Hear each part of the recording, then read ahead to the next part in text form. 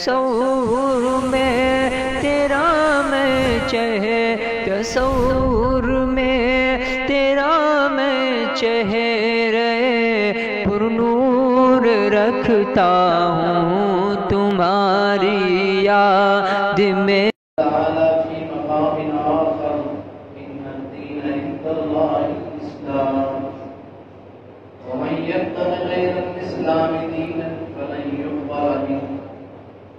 قال النبي صلى الله تعالى عليه وسلم لا يؤمن أحدكم حتى يكون هواه تبعا لما جئت به أو كما قال عليه الصلاة والسلام. صدق الله مولانا العظيم وصدق رسوله النبي الكريم ونحن على ذلك لمن الشاهدين والشاكرين والحمد لله رب العالمين. لاکھوں سلام اس آقا پر دل لاکھوں جس نے جوڑ دیے. لاکھوں سلام اس آقا پر دل لاکھوں جس نے جوڑ دیے. دنیا کو دیا پیغام انسانوں کے روپ دیے. اس مقصد اعظم نے الیاس کیا کیا نہ دیا اس عالم کو. دستور دیا، منشور دیا، کئی راہیں دی، کئی موڑ دی. وہاں پر مومنوں کے جب بھی ذکر تاجدار آئے تو لازم ہے نبی کے ساتھ ذکر چار یار آئے. ابو بکر عمر عثمان حیدر با وفاد ہوں. ابو بکر عمر عثمان حیدر با وفاد ہوں. کیوں کر نواب مصطفیٰ میں باہر آئے. بڑی اللہم صلی علی سیدنا حبیبنا و شفیعنا کریمنا مولانا محمد وسلم صلاۃ دائمہ ابدا علی حبیبک. میرے بھائیوں، بزرگوں اور دوستوں، اللہ جل جلالہ و پانے والوں کا بے انتہا کرم اور احسان ہے کہ اس نے ہمیں اور آپ کو اپنی مبارک اور مقدس بارگاہ میں حاضری کی توفیق دلائی. میرے آپ حضرات کے سامنے قرآن حکیم کی چند آیات اور اللہ کے پیارے نبی خاتم الانبیاء محبوب کبریا جناب محمد رسول اللہ صلی اللہ تعالی علیہ وسلم کے چند ارشادات نقل کیے ہیں. دعا فرمائے اللہ تبارک و تعالیٰ کی مبارک ارشادات کی روشنی میں مجھے چیز سے کچھ ایسی باتیں کہلا دے جو میرے لیے بھی فائدہ مند ثابت ہوں اور آپ حضرات کے لیے بھی فائدہ مند ثابت ہوں. اللہ تعالیٰ ہم سب کو کہنے اور سننے سے زیادہ عمل کرنے کی توفیق نصیب. کہنے والے کے لیے بھی عمل کرنا ضروری ہے، سننے والے بھی اس کے محتاج ہیں، کہنے والے بھی محتاج ہیں. فرق صرف اتنا ہے کہ میں کہہ رہا ہوں بیٹھ کر کے آپ سن رہے ہیں، بلکہ کہنے والے پر تو ڈبل دلیل قائم ہو جاتی ہے. اس لیے کوئی تعریف کی بات نہیں ہے کہ کہنے والا بڑا اپنے کو محسوس کرے کہ میں پورا پورا کامل نہیں بدلا ہوں. یہ تو مذاکرہ ہے. کہنا سننا نفع دیتا ہے. فذکر فإن الذکر تنفع المؤمنین. پیارے آقا صلی اللہ علیہ وسلم کو حکم ہوا، اے میرے محبوب فذکر، آپ نصیحت کی خیر کی بات کہتے رہا کیجیے. بے شک نصیحت ایمان والوں کو نفع دیتی ہے، ایمان والوں کو فائدہ پہنچتا ہے. قرآن سراپا ذکر ہے، قرآن سراپا نصیحت. اللہ کے پیارے حبیب صلی اللہ علیہ وسلم کے ایک ارشاد سراپا نصیحت. میرے بھائیوں، بزرگوں، دوستوں، جب تک امت اپنے دین پر کمال کے ساتھ، دینی تشخصات کے ساتھ اللہ کی ذات عالی پر اعتماد کرتے ہوئے اپنے وقت کے پیغمبر اور آخری نبی خاتم الانبیاء حضرت محمد مصطفیٰ صلی اللہ علیہ وسلم کے اصول و ضابطے پر پہلی امتیں اپنے وقت کے نبی پر اور آپ صلی اللہ علیہ وسلم کے بعد آنے والی قومیں، جماعتیں، امت مسلمہ جب تک اپنے نبی کے کامل راستے پر گامزن رہی، اللہ تعالیٰ نے دنیا کے اندر بھی انہیں کامیاب اور باوقار فرمایا. اور جب اللہ کے راستے سے اور نبی کے طریقے سے امت ہٹی، عقائد اور خرافات آئے، معاملات خراب ہوئے، معاشرت خراب ہوئی، عبادات خراب ہوئی، توہم پرستی کی شکار ہو گئی امت عقائد میں بگاڑ آ گیا، توحید میں تزلزل آیا. توحید میں تزلزل جب پیدا ہوتا ہے جب نبی اکرم صلی اللہ علیہ وسلم کی رسالت میں تزلزل ہوتا ہے. آپ صلی اللہ علیہ وسلم کی رسالت کا عقیدہ جب کمزور ہوتا ہے تو توحید آٹومیٹک کمزور ہو جاتی ہے. کیونکہ دنیا کی دوسری چیزیں اس میں داخل ہونا شروع ہو جاتی. آج آپ اندازہ لگائیے، آج ہمیں دنیا کی دوسری قوموں سے اتنا نقصان نہیں ہو رہا ہے جتنا ہم آپس میں نقصان پہنچا رہے ہیں. آج انسان کا دشمن بنا بیٹھا ہے. آج خرافات کا نام ہم نے دین رکھ دیا ہے. یہ محرم الحرام کا مبارک مہینہ شروع ہو رہا ہے، سال کی ابتدا ہے، اسلامی سال کا آغاز ہے، لیکن کس خرافات سے شروع ہوتی ہے؟ آپ حضرات کو آپ. اس لیے میں نے آپ حضرات کے سامنے قرآن حکیم کی جو آیت کریمہ پڑھی ہے، اللہ تعالیٰ نے اہل ایمان کو خطاب کر کے فرمایا یا ایھا الذین آمنوا ادخلوا فی السلم کافۃ، اے ایمان والو تم پورے کے پورے اسلام میں داخل ہو جاؤ. اس آیت کریمہ کے نزول، سبب نزول پر آپ غور کریں گے، یہ کب نازل ہوئی، کن پہلوؤں پر اور کن پرستتیوں میں اور کن حالات پر نازل ہوئی، تو آپ کو احساس ہوگا کہ اسلام کتنا حساس. اللہ کے پیارے امین سرکار مدینہ حضرت محمد مصطفیٰ صلی اللہ علیہ وسلم کا دین کامل ہی نجات کا واحد ذریعہ ہے، اس میں کوئی شک شبہ نہیں. یہ آیت، اس کا پس منظر یہ ہے کہ حضرت عبداللہ ابن سلام رضی اللہ تعالیٰ عنہ یہودیوں کے بہت بڑے عالم تھے، بہت بڑے حبر الامت کا لقب ملا انہیں. امت کے بحر العلوم تھے، علم کے سمندر تھے. انہوں نے اسلام قبول کیا آپ صلی اللہ علیہ وسلم کی ختم نبوت پر.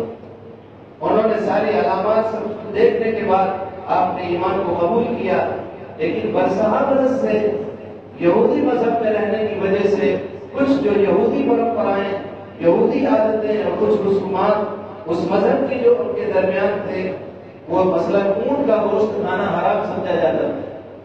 بہت زور سے سنیے گا اس کو. یہ ہمارے اور آپ کے لیے سمجھنے کی بات ہے جو ہم کہتے ہیں کہ ارے یہ کر لیا تو کیا حرج، ارے حضرت اتنا تو کر لیا تو کیا حرج. یہ اتنا حساس. حضرت عبداللہ ابن سلام رضی اللہ تعالیٰ کے دل میں بات یہ آئی، کوئی انکار نہیں کیا، زبان پر لائے بھی نہیں. یہ سوچا کیونکہ کراہیت بیٹھی ہوئی تھی، مذہبی اعتبار سے جس چیز کی کراہیت پہلے بیٹھی ہو تو اس کا کرنا زیادہ مشکل ہوتا ہے جب تک کہ کوئی سبب اس کے سامنے نہ ہو. مثلا کوئی گوشت نہیں کھاتا، گوشت کی کراہیت اس کے دل میں پیدا ہے، تو اس کو اگر اسلام لانے کے بعد بھی کراہیت، ہاں جب تابع ہو جاتا ہے اور اپنی پسند کو اللہ اور اس کے رسول کے حکموں کے تابع کر دیتا ہے تو پھر اس کی پسند نبی کی پسند کے تابع ہو جاتی ہے، تو پھر وہ کراہیت نکل جاتی ہے دھیرے دھیرے. ایسی کراہیت ان کے طبعی کراہیت، شریعت کے اعتبار سے تو حرام نہیں سمجھتے تھے کیونکہ نبی کو مکمل مانا تھا، کوئی شک شبہ نہیں کیا جا سکتا صحابی کی زندگی. لیکن ان کے دل میں یہ بات آئی کہ اونٹ کا گوشت کھانا بنی اسرائیل نے یعنی یعقوب علیہ السلام نے حرام کر، حالانکہ وہ بھی غلط تھا، وہ غلط مفروضہ تھا، ان کا غلط بحث ہے، لیکن غلطی چلی آ رہی تھی کہ حضرت یعقوب علیہ السلام نے اونٹ کا گوشت نہیں کھایا تو ہم نہیں کھائیں گے. حالانکہ ایسا نہیں تھا، وہ تاریخ بتاتی ہے کہ یہ غلط منگڑت بات تھی. بہرحال ان کے دل میں چونکہ مذہبی اعتبار سے وہ چیز چلی آ رہی تھی تو اس کی کراہیت کر دی. انہوں نے سمجھا کہ حضرت رسول پاک حضرت محمد مصطفیٰ صلی اللہ علیہ وسلم کی شریعت میں گوشت کھانا ضروری نہیں، فرض نہیں ہے. اگر کوئی اس کو حرام نہ سمجھے اور پوری زندگی نہ کھائے، نہیں کھایا اس نے طبیعت کو کوئی مسئلہ نہیں کہ نہیں گوشت نہیں کھایا لہذا مسلمان نے، اس کے لیے ایمانیات کی جو شرائط ہے وہ ہونی چاہیے. گوشت حلال ہے، اس کو حلال سمجھے، نہیں کھایا تو کوئی مسئلہ نہیں. یہی انہوں نے قیاس لگایا کہ اس میں واجب نہیں ہے اور اس میں کراہیت ہے. یہاں تک تو ٹھیک تھا معاملہ کہ واجب نہیں، لیکن اس کی کراہیت پر بھی عمل ہو جائے گا. بس یہاں پہ ربط ہو گئی، اس کی کراہیت پر بھی عمل ہو جائے گا کیونکہ مذہب یہود میں بنا تھا تو اس کی تابعداری بھی ہو جائے گی. حضرت جبریل علیہ السلام تشریف لے آئے اور یہ آیت لے کر کے آئے، یا ایھا الذین آمنوا ادخلوا فی السلم کافۃ ولا تتبعوا خطوات الشیطان انہ لکم عدو مبین. اے ایمان والو، بشمول حضرت عبداللہ ابن سلام. اس میں علماء نے لکھا ہے کہ یہ بڑی حکمت ہے، حکمت عملی ہے کہ ڈائریکٹ عبداللہ ابن سلام رضی اللہ تعالیٰ عنہ کو مطعون نہیں کیا یا ان کو حکم نہیں دیا تاکہ قیامت تک کے آنے والے تمام دعات اور تمام داعیوں کو یہ سبق مل جائے کہ برسر پیکار کسی کو بے عزت کرنا اور کسی کو توہین کرنا یا کسی کے ذریعے سے توہین کی آمیزش بھی ہو، اس کو بھی اللہ نے برداشت نام بھی لے جا سکتا ہے، اللہ تعالیٰ کہہ سکتا ہے یا عبداللہ ابن سلام، یہ نہیں کہا، بلکہ کہا یا ایھا الذین آمنوا، اے وہ لوگوں جو ایمان لائے ہو، میری ذات کو تسلیم کیا ہے، مجھے اپنا رب مانا ہے، میرے پیغمبر جناب محمد رسول اللہ صلی اللہ علیہ وسلم کو آخری نبی مانا ہے۔ جب پورے طور پر تم سرنڈر ہو چکے ہو میرے پیغمبر جناب محمد رسول اللہ صلی اللہ علیہ وسلم کی شریعت میں، تو یاد رکھو آپ آخری نبی ہیں۔ جس طرح نبی کو نبی ماننا ضروری ہے، ایسے آپ کے ذمے یہ بھی ضروری ہے کہ آپ آخری نبی ہیں، آپ کے بعد کسی کی شریعت چلنے والی نہیں۔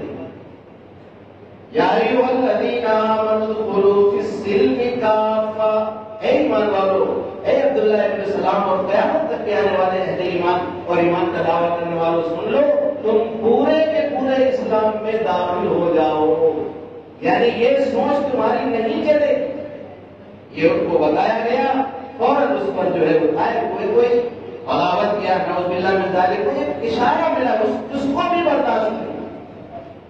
کئی مثالیں ہیں میرے بھائی بزرگوں دوستوں، لیکن ہمارا اسلام یہ ہے کہ ہماری ہم کرے غیر در بت کی پوجا تو کافر، کرے غیر در بت کی پوجا تو کافر، جھکے پہلے سجدہ کواکب میں کافر، مگر مومنوں پر کشادہ ہے راہیں، پرستش کرے شوق سے جس کی چاہیں، نہ اسلام بگڑے نہ ایمان ہے۔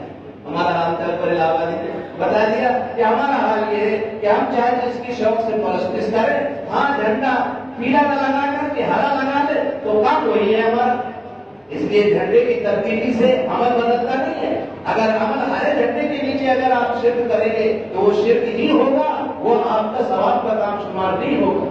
اس لیے میرے بھائی بزرگوں دوستوں، ہماری اور آپ کی ذمہ داری ہے کہ زندگی کے ہر شعبے میں، عقائد اور اعمال میں، عقائد میں اللہ کی توحید پر مضبوطی کے ساتھ جمیں کہ اللہ کے سوا کوئی خالق اور مالک نہیں ہے، کسی چیز کا پیدا کرنے والا اللہ کے سوا کوئی نہیں ہے، سارے جہان کا خالق اور مالک تنے تنہا اللہ ہی پوری کائنات کا بنانے والا ہے، اور تنے تنہا پوری کائنات کا اللہ ہی چلانے والا ہے۔ یہ ہم نے پڑھا ہے لا الہ الا اللہ محمد رسول اللہ، یہ اسلام کا۔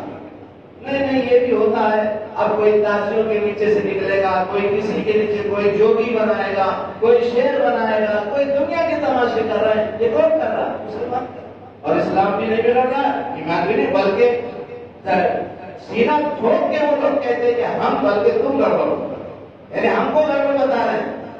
وہ جو کر رہے ہیں خرافات، جس کا اسلام سے دور دور کا واسطہ نہیں ہے، قریب کا نہیں، دور دور کا واسطہ نہیں ہے، کیونکہ پڑھنے نہیں، سننا نہیں ہے۔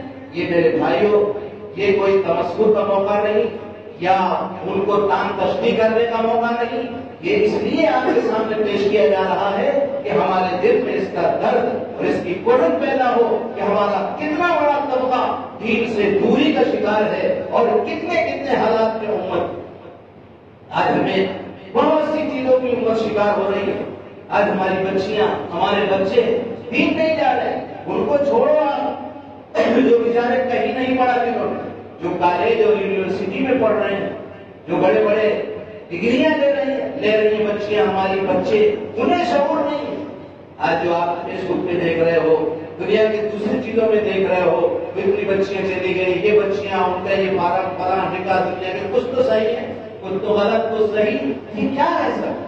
یہ بے دینی کی آگ جو لگی ہوئی ہے، جو اسلام کو ہم نے بہت مختصر سمجھ لیا کہ بس ہم نے نماز پڑھ لی، تھوڑا سا جان لیا، بس ماشاءاللہ ابا نمازی ہیں مسجد تک، لیکن ہماری اولاد کیا کر رہی ہے، ہماری اولاد کب آ رہی ہے، کب جا رہی ہے، ہمارا بیٹا کیا کر رہا ہے، بیٹی کیا کر رہی ہے، انہیں اسلام معلوم ہے کہ نہیں، عقائد معلوم ہے کہ نہیں، کن بنیادوں پر اسلام باقی رہتا ہے، کن بنیادوں پر اسلام سے آدمی نکل جاتا ہے۔ کلمہ کفر دل پر ہماری بچیاں بک رہی ہیں، بچے بک رہے ہیں، دوسروں لوگوں کی صحبت کا اس کا اثر اچھی طرح سے بچوں پر پیوست ہو گیا ہے، اور ہم نمازی ہیں، حاجی بھی ہیں ماشاءاللہ، نمازی بھی ہیں، لیکن اپنے گھر کی کوئی فکر نہیں۔ اس لیے میرے بھائی بزرگوں دوستوں، اسلام میں کمال، ہر چیز کو کامل پسند کرتے ہیں۔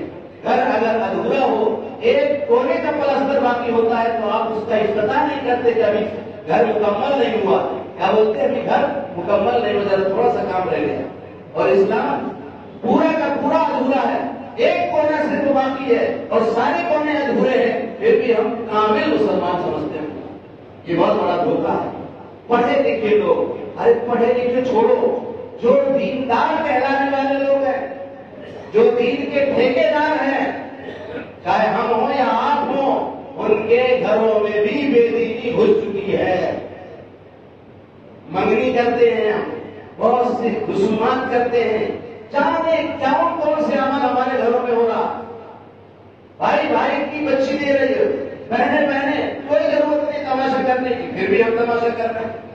یہاں علماء چیخ کر پریشان ہیں، پرسنل لا بورڈ پریشان ہے، سارے مکتب فکر کے علماء بار بار اپیل کر رہے ہیں نکاح کو آسان بناؤ بھائی، نکاح کو آسان بناؤ. اور ہم دین کے ٹھیکیدار اور دین کا چولا پہن کر کے اور دین کا لبادہ اوڑھ کر کے اپنے گھروں میں ساری رسومات کو زندہ کریں. ایسے آسان ہوگا نکاح؟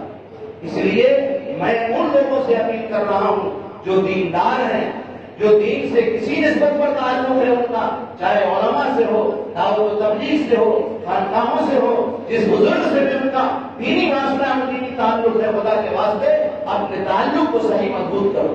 یہ نہیں کہ حج بیت اللہ کیا اور گنگا کا اشنان بھی، خوش رہے رحمان بھی، راضی رہے شیطان بھی، یہ ہمارا اور آپ کا، پھر ہم ڈڈورا پیٹتے ہیں. کیا کرے، تباہی آ رہی ہے، امت پریشان ہے. دنیا کے تماشے، بیوٹی پارلر آباد ہیں، ہمارے گھر کی بچیاں بیوٹی پارلر میں جا رہی ہیں، کہاں اور دشمن لگے ہوئے ہیں. ان کی وہاں ویڈیو بنائی جا رہی ہے، فوٹو کھینچ کر کے فیس بک پہ ہم ڈال رہے ہیں. یہ تماشے دنیا کے اندر بہت سے، جہاں میرے بھائی بزرگوں دوستوں ہم صرف بچیوں کو کہتے ہیں کہ بچیاں نالائق، بچیاں نالائق نہیں ہے، ہم نالائق. ہم نے موقع دیا ہے. اور خدا کے واسطے ساری چیزوں کو جو ہے نظر رکھیں. پورا اسلام، ہمارا معاشرہ بھی اسلامی ہو. یاد رکھو، جب معاشرت اسلامی ہم سے چھوٹے گی پھر ہم عقائد میں کمزور ہوں گے. ساری کی ساری دینداری ہمارے گھر کی طریقے رہ جائے.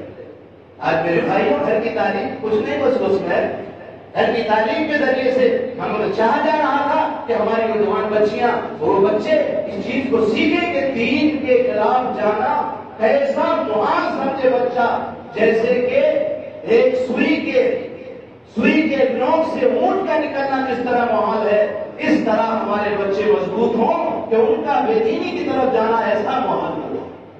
اگر دین ہوتا بچوں کی زندگی میں، اگر لوگ شہوانی اور بدکیفتی میں کسی طرح کوئی غلطی کرتی تو وہ ایمان والے بچے کو تلاش کرتی، بے ایمانی سے تو دور رہتی کہ نہیں، کفر تو نہیں کروں گی. یعنی شہوت پرستی کا جذبہ ایک الگ غلط عمل ہے. اگر اس کا شکار بچی ہو گئی یا بچہ ہو گیا، اگر ایمان اور اسلام اور نماز اور روزے سے اس کو جوڑ رکھا ہے آپ نے، تو کم سے کم یہ بات اس کو روک دے گی کہ نہیں، میں غیر کے ساتھ تو نہیں کر سکتی تعلق، بھلے میں مسلم کوئی لڑکا ڈھونڈے گی. وہ آج کیا ہو رہا ہے؟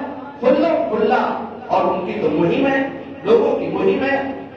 پھر وقت تو خود کرے، لعنت کرے شیطان پر. ہم خود موقع دے رہے ہیں اور کہ شیطان ایسا کر رہے ہیں. ارے شیطان کیسے کریں گے؟ شیطانی کا موقع ہم نے اور آپ نے دیا. تو خدا کے واسطے شادی کے موقع پر ہو یا عام موقع ہو، بیوٹی پارلر میں اپنی بچیوں کو جانے کی بالکل اجازت مت دو. بیوٹی پارلر پر ضرورت ہے، ٹھیک ہے، ایک جذبہ ہوتا ہے، سجایا بھی جاتا ہے. دلہن کو دلہے کے لیے سجانا کوئی حرام نہیں ہے، جائز ہے. لیکن ہم بجائے اس کے کہ ہم بیوٹی پارلر بھیجے، کوئی اپنی بچیوں کو ٹرین کر کے اس طرح کا کوئی کر کے اس کو اپنے گھر میں سجا سکتے، اس کو گھر میں اس کا سب کچھ کر سکتے. بچیاں جو پڑھی لکھی بچیاں ہیں، یہ سارے کام آپ کو کرنے پڑے گے. آپ نے نماز پڑھ لیا، روزہ رکھ لیا، ماشاء اللہ، کیا کر اللہ دعا کرو، دعا کرو. ارے صرف دعا سے کام تھوڑا چلے گا بھائی؟ دعا تو اصل ہے، سارے کام کرنے کے بعد دعا. بدر کے موقع پر اللہ کے پیارے حبیب سرکار مدینہ حضرت محمد صلی اللہ علیہ وسلم نے پورے زندگی کی پونجی کو پیش کر دیا تھا پہلے. اس کے بعد آپ نے جھوپڑی میں بیٹھ کر کے دعا فرمائی کہ اللہم ہذہ الإصابہ، اے اللہ یہ پونجی، یہ ذرا سی مٹھی بھر جمع اگر آج یہ ختم ہوتی ہے تو قیامت تک کے آپ کو کوئی نام لینے والا باقی نہ رہے. کب دعا فرمائیے؟ مدینے میں بیٹھ کر کے نہیں، مدینے سے باہر نکل کر کے جنگ بدر کے موقع پر. اور آپ صلی اللہ علیہ وسلم کا جو بھی سرمایہ اس وقت تیار ہوا تھا، صحابہ کرام کی جماعت، ٹوٹی پھوٹی تلواریں، جو حیثیت تھی سب کو لے کر کے جمع کر دیا. اور پھر کہا اللہ سے رو کر کے سجدے میں پڑ گئے اور اس طرح روئے کہ حضرت ابو بکر رضی اللہ عنہ کو ترس آیا اور کہا ہے میرے محبوب، آ گئی. میرے بھائیوں بزرگوں دوستوں، بدر کی فضا تو پیدا کرو. ہم سوچتے ہیں کہ مدد ہماری بدر جیسی ہو. فضائے بدر پیدا کر فرشتے تیری نصرت کو، فضائے بدر پیدا کر فرشتے تیری نصرت کو اتر سکتے ہیں کر تجھ سے قطار اندر قطار. آج بھی وہ اللہ موجود ہے، آج بھی فرشتے موجود ہیں. ہمارا ایمان سارے جہان کا خالق اور مالک اور پوری انسانیت کے قلوب اللہ کے قبضے قدرت میں ہے. میرے آقا جناب محمد رسول اللہ صلی اللہ علیہ وسلم نے فرمایا قلوب العباد بین اصبع الرحمن یقلبها کیف یشاء. تمام انسانوں کے قلوب رحمان کے قبضے قدرت میں ہے، جس طرح چاہتا ہے پلٹتا رہتا ہے. آؤ تو اپنے رب کی طرف. اس لیے میرے بھائی بزرگوں دوستوں، بہت اوپر اٹھ کر کے تیری میری، ہم کو گھروں سے فرصت نہیں ہے، آپس کی تیری میری سے فرصت نہیں ہے. ارے وہ اس کی بچی ہے جانا تفسیرہ تذکرے میں لگ جاتے ہیں. یہ نہیں سوچتے چلو ہماری عزیز رشتے دار بچی ہے، ارے اس کی ماں ایسی ہے، اس کو ناراض ہو جاتی ہے. جس طرح ممکن ہو سکے ان کی ماں باپ تک دوسرے وایا آپ پہنچا سکتے ہیں، خبر کو پہنچائیے. اس انداز سے نہیں، حکایت والے انداز سے نہیں، درد کے انداز سے جب پہنچائیں گے تو انشاءاللہ اس کا ریئیکشن نہیں ہوگا، اور آپ مذاق کے انداز سے پہنچائیں گے تو ریئیکشن ہوگا. اس لیے میرے بھائی بزرگوں دوستوں، ذرا اللہ کی طرف متوجہ ہو. یہ محرم الحرام کا مہینہ ہے. کیا کیا کچھ میسج چل رہا ہے، کچھ بھی میسج دے رہے ہیں. جو ثابت ہے اس محرم الحرام کا پہلا مہینہ اسلام کا مہینہ ہے. اس سے ہم توبہ کریں اور اپنے اسلام کی اس سال کا آغاز نیکیوں کے ساتھ اور گناہوں سے توبہ کے ساتھ اللہ کے سامنے دربار میں رو کر کے اللہ ہمارے اس اسلامی سال کو اس طرح مبارک کرنا کہ ہم نیکیوں کا بالکل بیڑا اٹھا رہے ہیں اور گناہوں سے توبہ کا کے لیے کمر بستہ ہے. اے اللہ ہمیں استقامت نصیب فرما، ہمارا یہ سال مبارک فرما. صرف مبارک ہو ہیپی نیورس اس سے کرنے سے کچھ نہیں ہو. مبارک ہے جب ہم گناہوں سے تائب ہوں. مبارک ہے جب ہم نیکیوں پر گامزن ہوں. یہ سال ہمارے لیے اللہ نیکیوں کے کرنے کے ساتھ مبارک ہو اور گناہوں سے بچنے کے ساتھ اللہ ہمیں اس سال کو مبارک ہو.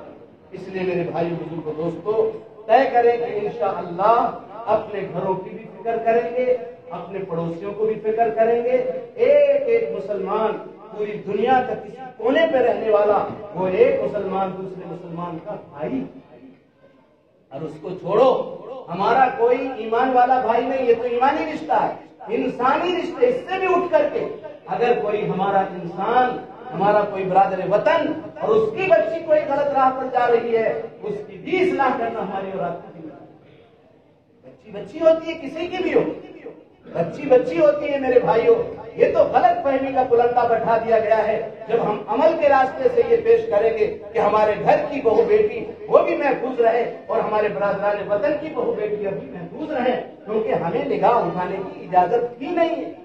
یا تو لوگوں نے غلط فہمی ڈال دی ہے، اس غلط فہمی کا ازالہ لوگوں سے اچھی ملاقاتیں اور اپنا عملی ثبوت پیش کرنا ہے. اس لیے قرآن حکیم نے جو کہا یا ایھا الذین آمنوا ادخلوا فی السلم کافہ، اے ایمان والو تم پورے کے پورے اسلام میں داخل ہو. عقائد بھی ہمارے اسلامی ہوں، عبادات میں بھی کوئی شرکت نہیں، معاملات میں بھی اسلامی ہو کہ نہیں. معاملات ہمارے اسلامی کچھ غیر اسلامی، سودی ہے کچھ غیر سودی ہے. ارے سنو مولانا لون کے چکر میں مت پڑو، نہیں بہت پیچھے چلے جاؤ گے. وہ دیکھو بینک کا فلاں لون مل رہا ہے، اس کا یہ لون مل رہا ہے، فکس ڈپوزٹ کر دو بچیوں کے نام، یہ کر دو وہ کر دو. جائز ہی نہیں تو کیا کر دو؟ کتنے لوگ کر رہے ہیں. اس لیے میرے بھائی بزرگوں دوستو، طے کرو کہ انشاءاللہ علماء سے پوچھ کر کے عقائد کو بھی صحیح طریقے پر اختیار کریں گے، اور تمام سال کے ہر مہینے کے جو اعمال ہیں جو سنت سے ثابت ہے وہ کرنے کی کوشش کرنا ہے. اس میں صرف جو ہے 9، 10 یا 10، 11 کا روزہ ہے. محرم کا مہینہ چل رہا ہے، 9، 10 یا 10، 11. یہ محرم الحرام اس لیے محترم نہیں ہے یا اس لیے جانا جاتا ہے کہ صرف شہادت حسین کا المناک واقعہ پیش آیا تھا. نہیں، وہ ایک اتفاق ہے کہ وہ بھی واقعہ اسی مبارک مہینے میں پیش آیا. میرے بھائیوں، اہل بیت سے ہمیں محبت ہے.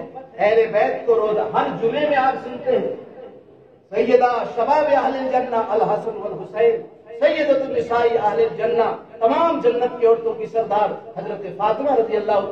اہل ایمان ماشاءاللہ سارے ایمان والے اہل بیت سے دلی محبت رکھتے ہیں۔ الحمدللہ اہل بیت کا تذکرہ ہر جمعے کو آپ حضرات سنتے ہیں۔